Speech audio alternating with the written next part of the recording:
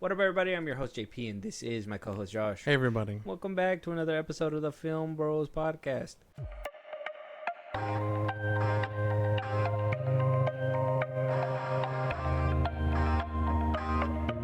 All right, Josh. I don't even know how to start this one off. This is the one that I was super excited to really want to review and record, and it just kind of tanked. It didn't do what I wanted it to do, unfortunately. So with me not knowing where to start, I just kind of want to start where the movie starts, and that's just kind of in the middle of everything. Right? Yeah. Go ahead and let them know what we're reviewing today, and let's just start diving into what happened here. We are reviewing Fight or Flight 2024. What am I doing here, Catherine? We're tracking a high-value target. The Ghost is a black hat terrorist. Deliver the mark to us alive, you get your life back. We have a big problem. There isn't a country in the Western Hemisphere that doesn't have a bounty on the Ghost's head. Are you telling me that plane is full of killers? Yes, so Fight or Flight 2024 is not a 2025 movie, but this was one that I personally wanted to watch. Yeah. I personally wanted to see this one because, first of all, it's Josh Harnett, and I seen him. The only other time I seen him was in that M. Night Shyamalan movie. What was that one called? Trap. There you go, Trap. And That's the only one we need to see.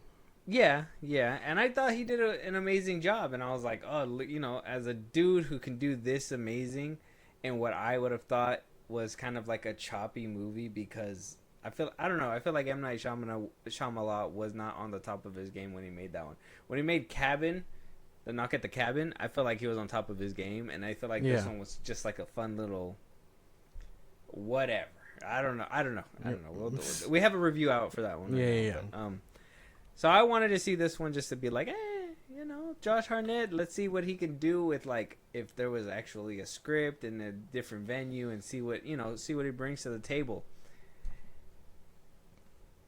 I'm not saying he was bad specifically, But it something dragged him down. Yeah, and whatever dragged him down, I feel I will have to kind of hurt the performance, in my opinion. Not like, I feel like with M. Night Shyamalan's, his performance, I feel like even though there was certain things that were wrong, he really tried to amp it and elevate it, maybe because there was dialogue and stuff to do all that. But this one just kind of, we'll have to talk about it. Yeah, we got to get into it, man. We got to talk about it. So, 77% on the tomato meter and a 75% on the popcorn meter. How? Yeah, I don't. A little confusing. I'll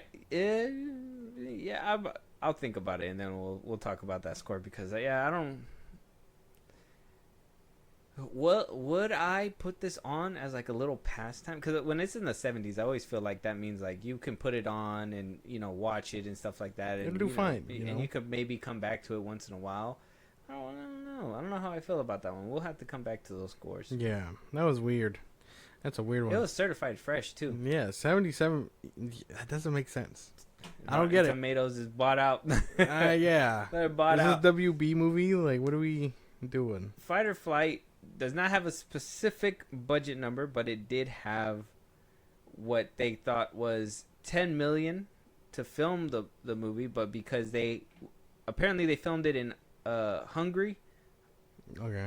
And so they got basically a tax credit for it of $2.5 million. So by the end of it, it sounds like they got two supplements. They got a $2.5 million tax credit and an $8 million in Queen's earnings for filming in Hungary. Oh. So they basically made a free movie. They got a couple of tax breaks. They get that's the way that I could put it from reading this. Because box office wise, worldwide, it only made $4 million. God damn. What about domestic? That was worldwide, sir. Oh. Domestically was $3 million. The world tossed them another mill? Internationally, didn't even give a mill. It gave a little bit over half a mil. Oh. Like 600. Okay, I guess that makes sense, yeah. 600,000. Internationally did not do anything for this movie. They said we don't even have planes like that. Yeah. we don't have that trouble. We have TSA for this, Yeah. right? But yeah, no, they did not. This movie did not do well. I mean, like I said, I mean, if it got tax earnings, and it basically got a write off, you basically made a movie for free. for free. And it shows. And I can't say like marketing, because maybe like marketing was, We saw one trailer. yeah, and that was it, right? It wasn't like crazy. I don't feel like it was like, what's that movie with Chris Hemsworth? Extraction. Oh, yeah. It's like Extraction big or anything like that, right? Or even Bezos made a big deal about that Chris Pratt movie, The Tomorrow Yeah. War or whatever, and that had like a huge marketing push and everything. But this one, Just one trailer. it felt like it was just one trailer, right? And then maybe like a couple people on Twitter talked about it for like a little bit, and then Yeah. it was gone, and that was it. And I was just like, oh, okay. So I thought it was just gonna be like a little cult classic, little finding and stuff like that. But but the world rejected it completely. Fight or Flight, directed by James Madigan. He doesn't have a lot to his resume besides visual effects supervisor. He was an assistant director for Rise of the Beasts, second unit assistant director for The Meg. So I mean, he got his experience. Sounds like climbing up. He directed a couple of episodes for the Runaway series, Medal of Honor, but nothing too big. He was mostly a visual effects supervisor on multiple movies, from Bill and Ted 2 to Red 2 to G.I. Joe Retaliation. I mean, he has a lot of things under his belt, but this is like his first Directorial debut. Yeah, like, let me get behind the camera, let me tell people what to do, let me move things the way that it's supposed to, and well, we'll discuss whether or not that happened. I mean, what do you feel about the director? He did fine, I guess, man. I don't know. I think there's still a lot more to work with on his plate, because this movie was kind of a disaster, if I say. Disaster is a big word. You think that's what the film? I didn't feel like I said. Well, maybe that's because walking into it, I really was excited for it. But by the end of it, I feel like there was, I feel like the movie was functional. It makes sense. How functional are we talking? Like on life support? Because I feel like that's where we're at.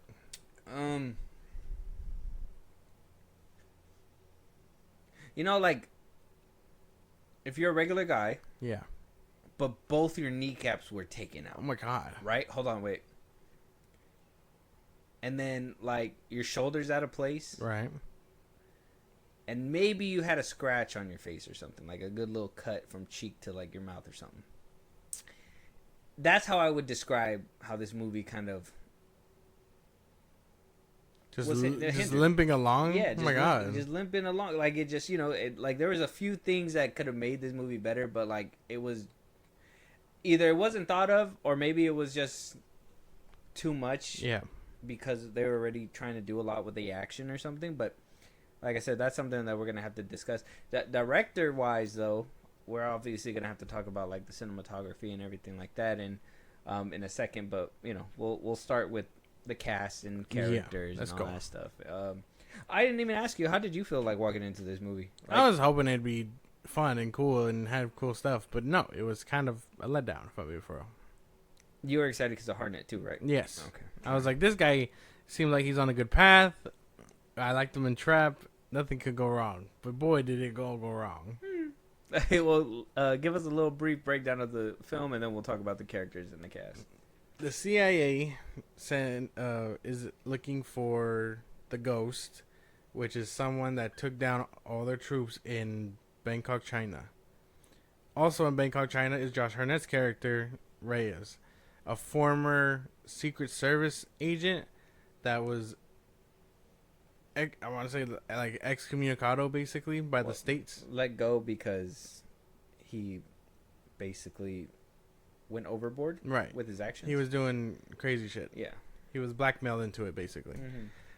So, stuck in Bangkok, they're like, hey, we have someone here who can help get the Ghost. They send him in an attempt for him to get, in His return, life back. his life back, Mhm. which means getting back to the States. The whole rest of the movie takes place on the plane. He has to find Ghost while also being bounty hunted by every assassin on the plane, only to end up protecting Ghost and switching sides and trusting his moral compass because the ghost isn't actually a bad guy. The rest of the movie plays out, and then it gets a very abrupt ending that sets up a sequel. Basically. A sequel that might not even happen. So you look at it like that went only nowhere. made $4 million back. It's not gonna happen. It's not gonna happen, unfortunately. Josh Harnett is Lucas Reyes. Mm-hmm. Right. Karithra Chandran is Aisha. Katie Sackhoff is Catherine Brunt, and if you don't know who she is, I mean, she was Bo-Katan. So Yeah. that is what it is. Julian Kostov as Aaron Hunter, Marco Zararo as Cayenne, and so on and so forth. We have Juju Chan Zesto as Master Leanne. These are a bunch of... The rest of the cast is basically a bunch of people that, for, I guess a better way to put it, they just basically die. They're just in the movie to show themselves and fight till the death. So it is what it is. Characters, cast, Josh? What'd you feel about Nobody in this movie had any reason for anything to happen to them outside of hunting down Josh Harnett. Josh Harnett, as good as he is, suffers in the movie a lot. And not even just, like, in the sense of, like, he gets his ass whipped or he's going through something that grows his character. No. It seems like he's just, performance-wise, something's dragging him down. The only one that should be standing out is him, and I think at times him and Isha, which is the ghost, like work together pretty well. But other than outside of a few scenes, they all feel very flat. And like and they don't go nowhere. They just stay flat. That's unfortunate to say. No character arcs, no nothing. I guess they were fine for what they had to do, but the movie didn't give them much anyway. Yeah. I guess that's the best way to put it too, because even like I said, like Master Leanne, like this girl just comes out of nowhere. Yeah. Like she just kind of like, she's like, oh yeah, she's gonna protect me. She's been here to protect me. I'm like, y'all ain't gonna tell me how. Not even a flashback on how like you picked her up. Like that. Josh Harnett, I really was hoping he was gonna do really good, but exactly how you said, where like M. Night Shyamalan's film, like I felt like the movie's direction was kind of lacking. This movie's direction was kind of lacking. I feel like his character didn't know what it really wanted to do. Yeah. Because the script didn't know what it wanted to do.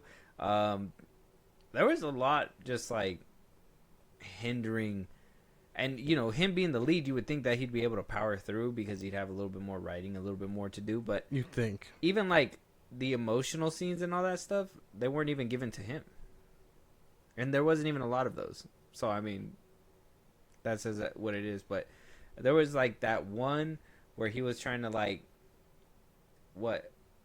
realize for a second, and then they just went back to the action, and it was just like, well, there you go, it's gone now. So I mean, even like Katie Sackhoff, like I understand, like she even came out recently and was like, oh, it's been hard for me to bounce back from Bo-Katan and stuff like that. And I mean, I don't really feel that. I feel like she, even before Bo-Katan, I feel like what she was acting like in this movie was kind of like what she was giving with in Riddick and stuff like that. Like obviously not as aggressive because her character doesn't need to be that aggressive. But, I mean, she played it just fine. I feel like she was the only one that kind of played her role just fine, and that was okay. Josh Harnett played his role as he needed to, but by the end of it, there was so much unexplained about his character, and they just try to tape it up with, like, oh, CIA agent is also... married or was girlfriend to him, and that's why he has problems. But like it didn't just bottle up to that, because at one point there was a whole hallucination scene or like whatever he was going through or something. That shit was it felt like a knockoff. Like this director saw like Birds of Prey and was like, I'm not Birds of Prey, what is it, The Suicide Squad, and was like, I could do that too. Like there was a few things in this movie that I was like, the director said I could do that too. Like he wanted to just try it out, and I was just like, and it came out looking weird. Not only did it look weird, but it was like, was it the right place in the right time? I don't know. It's unfortunate. Yeah, because everybody just they didn't do anything. Nobody does anything but die and get the ass whooped like 9 times out of 10 in this movie. Yeah. And not even like in a good way or cool way either. And there's no growth for anybody because they just, like I said, they just show up and it's time for them to bite the dust. For everybody. It just doesn't work out. For everybody. Like there was so much action happening, like with Extraction and all that. Like I felt like there was a lot happening, but you could still follow everything. The story was still moving. This one, it just felt like everything was happening at one time. Like people were fighting over here. Like at one point there was a chainsaw. Why? Like, I mean, I understand it's a movie and fiction and, you know, whatever, but like gotta be a little bit of like there wouldn't be, realistically, would there be a chainsaw on a plane? No. Would anyone, I mean, sure he smuggled it, but would they allow whole ass guns like that? No. I don't know. There's some questionable things with these characters. Camera work, cinematography. I personally did not care for any of it. Some of it was cool. I mean, like I said, there was like that whole scene where like, or there was like 4 scenes where they try to show off like the whole breaking the arm thing and like them pushing it down or whatever. And I'm just like, okay, I get it and I'm down for that. And that looks cool, but like most of it was like whatever. That one scene when, and they put it in the beginning of the movie, which was a bold choice, but yeah, like the dude breaking and falling out of the plane and it looked super funky. It was like a parody movie kind of. Right. I had a problem with like the camera, shaky camera. Oh, there was a lot of shaky camera. Like every time he fought, bro, the shaky camera like followed him and everything, and I was like, this is a waste of time. It's making me sick, actually.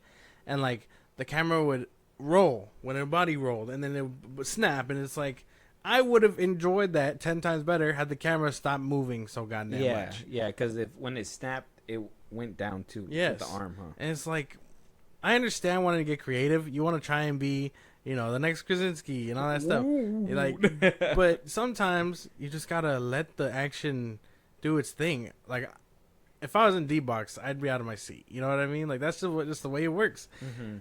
It shouldn't have to move that much. When John Wick fights, the camera doesn't move that much. It's pretty smooth. Like, this guy was like, let me make it more intense by doing all that, and it's like, it doesn't work. That's what I'm saying. It felt like he's, especially with, I mean, his extensive career, and he worked on multiple. You should have taken notes. Should have been taking notes. It felt like he just wanted like I said, like add those elements, but it, like how you said, like John Wick 3, or was it 4? Everybody praises it, but that scene with the fire breath shotgun, and it's like up and above. It's like there's no shaky cam. You're not seeing anything like new with the shooting or anything, but you're giving it a different angle. Yes. And you're giving us like a fresh perspective on the fight and a fresh form. When you put concepts that you've seen before and you want to use it in your film, I'm just like, I'm okay with that, because I like to see the different interpretations from the mind of the director, but like there got to be more than just copy and paste and move the camera like, super fast. He just saw everything that was happening. And you mentioned parody movie, bro. I shit you not, I thought the beginning half was all a parody movie. Like the CIA stuff right before we see Josh Harnett, all of that felt like I was watching like The Naked Gun. Yeah, when like the chainsaw came out and everything, and I was like, is this like a different flight? And then later on it shows that it was that flight. The clarinet? What the fuck was that about? That one scene where like they stuffed them in the luggage place, that got me. And then he like opened it so he can kick, and then he pushed them back in. I was like, okay. Yeah, so I mean, camera work, it wasn't too crazy for me. I don't know. No, I don't know about that. I wasn't fucking with that too much. Plot? Simple. A poor man's bullet train. I know people will probably shit on bullet. A poor man's nonstop.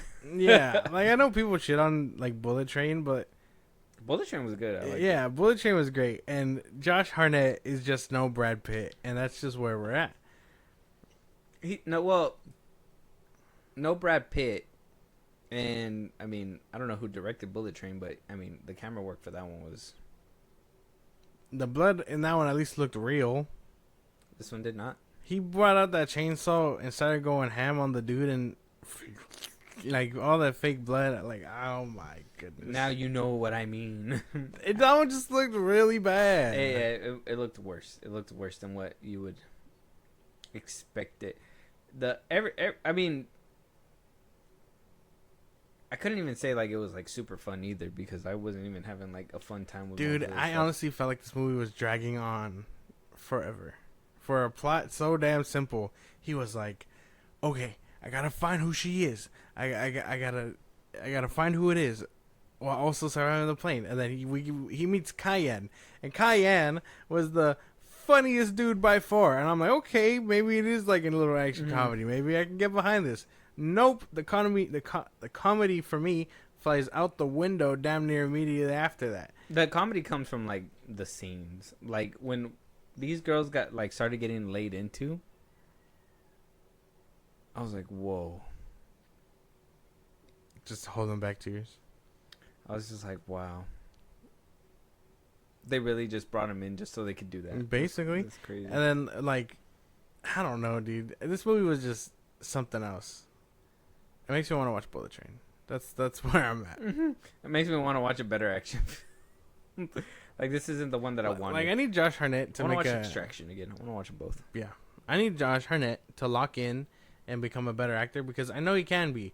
Trap is a much better performance than what he gave here. Yeah. Aisha's character really didn't give much either. I mean, she was okay. I mean, I don't think she was bad, but... She didn't do anything either. She's like, I don't need anyone's protection. And it's like, well, it looks like you kind of do. I don't know. And proceeds to be protected. I mean, it is a functional movie. It did what it needed to do. I don't know if that's the word, man. It certainly is a movie. Fight scenes?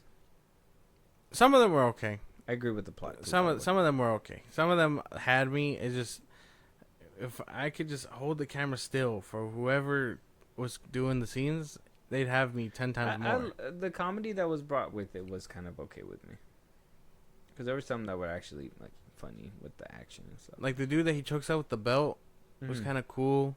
Or like he snaps dude's arm on the bar table or the bartender table, whatever, and then chokes him out. I'm like, okay, like this is pretty solid. Like you can tell he has like an eye for it. It's just you gotta get rid of the shaky cam. I thought the that, and then I mean once they shot the hole in the plane and stuff, and it goes through that whole generic like everything starts flying out and the plane's going down. I'm like, well, I need a question answered, because maybe I don't know if I missed it or not, and I don't want to have to go back. Why did they jump the pilots? Why did two Mormons jump the pilots? I don't know what that was about, dude. I think they were just trying to hijack the plane at that point. Mormons? I undercover people, I'm pretty sure. But then when they successfully did it, they looked at each other like, well, we don't know how to fly a plane. Maybe it just wasn't thought out. I'm telling you, I think I still had questions too. That's because what I'm saying, because I was like, when I seen that, I was just like, I thought the movie was. I thought I missed something. I thought the movie was also going in another direction when it was like, okay, what? Maybe he's setting them up. He's trying to get back in the States and stuff, and he's the ghost. You know what I mean? Mm-hmm. So basically, he's on the lookout, but he knows it was him, and like that was gonna be the twist, and then they're gonna be like, oh, he's back on American soil because he tricked them. You know what I mean? Like I thought that was the whole point, not that he was gonna end up protecting the ghost, Isha. And I'm like, what the fuck? Like there were and other they give ways away to the go. mystery like in the beginning of the movie. Yeah, he figured that. I thought, oh, and then the dude that was in the plane, I was like, the dude that hides in the cargo deck or whatever. I was like, okay, maybe he's the fucking, and it's not. It's just a random turn of events, bro. It was just so they could reveal who it actually was, and I was just like, okay. I was like, okay, that's what I'm saying, like that, and then like the other, was it the other couple stewardess? Like the dude was like, my job is to keep these people relaxed or whatever. I'm like, don't you see everybody's dying on the plane? Who, like, what are you talking about? There's only No, like 5 people there there's- that aren't assassins. This movie was just. Something else. I bought it on physical media. Holy, So you can't win them all. it's going next to Crawl. Damn. Don't do that to Crawl. I'm putting it next to Crawl. Shark right there with Crawl and Not even Battleship is next to Crawl. Okay. man. Hey man, you shut your mouth. I guess, You man. shut your If the mouth. bar is Battleship. No, the low bar is Crawl. Have you seen Crawl? No. Don't ever watch Crawl. Is that the one with the alligator? Yeah. Or crocodile? Worst CG alligator I've ever seen in a movie. I believe it. And it happens in the beginning of the movie. It's insane. You're just like, wow. Whoever bought a movie ticket to that movie, I would have just walked out in the beginning. Just been like, Really? Mm. just look up a clip of that movie. It's Okay. crazy. But yeah, man, I think we've said enough. I mean, there's not really much to this movie. This In movie my didn't opinion. wow us at all. Give us your rating. Give us your little spiel about it. I mean, if you don't got much to say, I I understand. really don't, dude. I feel like we said it all. I'm telling you, this movie just happens. Tap, tap, tap. 1 being the worst, 10 being the best, 5 being in the middle. Okay, I feel like this movie just happens, but in all the wrong ways that it can happen, it chooses every wrong thing, and it's just a branch on the way down. You know what I mean? Like this, I felt like it was dragging on forever. It did. Yeah. for like just for plot's sake. You know what I mean? For no reason at all. You'd think the shit would be simple. He's trying to get back to his life. He has to do a task. He has to protect the tasks. There was just so many people on this fucking plane And wanting even them then, dead. in my opinion, you didn't have to, and I'm with you 100%. I Yeah. don't even think I got to give my spiel or nothing because I'm with you 100%. But like they didn't even have to put a ghost on there. They could have just had like his mental state be the challenge. Like, what if he thinks there's assassins on the plane or whatever? And so that's where the fight or flight kicks in. Like, I gotta survive because I think these people are trying to kill me. And it like they could have went that route where it's like, are they trying to kill him? Is he going crazy? Yeah. Blah, blah, blah, blah. Not just have some weird ass fucking vision in the middle of everything and just have like them explode and everything. I was like, that shit was. I didn't understand. I didn't understand half of this movie. That poison scene where he's tripping out and stuff. I was like, what the hell? Did he get poisoned? That's what they said. Is that what happened? Because the girl just stood up and looked at him. They didn't even explain her powers. They didn't explain anything that happened. When she stood up and looked at him, he just started tripping out like if he was already on the verge of getting to that point. Yeah, he was already tripping out because of the toad thing that he drank or whatever.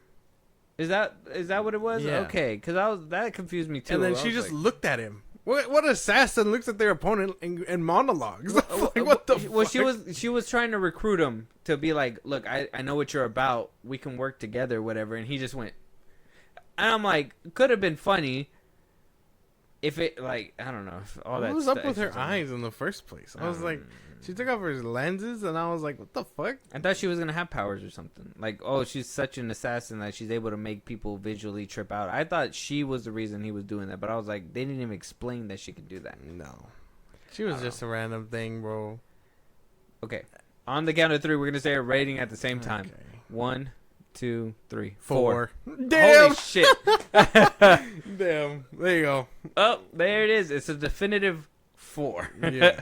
I mean, below average movie for sure. I don't think it's bottom of the barrel because I've seen bottom of the barrel, but like, there's not a lot of redeeming qualities in this movie. It's unfortunate. Yeah. Well, let us know what you guys think. Check out the movie. I mean, it's out there right now. I mean, you could get it on Blu-ray like me. Don't get it on Blu-ray. Just Stream it. stream it if you can. I don't know. I could never find it where it was. That's why I bought it, because I was like, I want to finally get around to it. Apparently, you could rent it on Prime. Ain't nobody want to do that. Don't waste your money. Wait till someone just offers it to you. It'll probably be in the $5 Walmart bin soon. Should have just waited. Let us know what you guys think, though. Check it out. With that being said, any topics that you want us to talk about, any movies that we should be reviewing, TV shows, we are going to be getting our Peacemaker out there pretty soon. It's going to be October, spooky season, so let us know what you guys want us to talk about this Halloween season. Can't wait for that to happen. Josh, let them know where they can do all that stuff. Twitter, TikTok, Instagram at FilmBros Podcast. We post our episodes there. You can hit us up there for any news or movies you want us to cover. Buzzsprout, link in the social I just gave you. It's like a Patreon. You subscribe, you help the show grow. We really appreciate it. Listen to us anywhere you get your podcast at FilmBros Podcast, Spotify, YouTube Music, Apple Podcasts. Again, we're giving your podcast. Be part of the conversation. Twitch at FilmBros Podcast. And it's all said and done. Subscribe to YouTube at FilmBros Podcast. And with that being said, we'll talk to you guys on the next one. Talk to you guys later.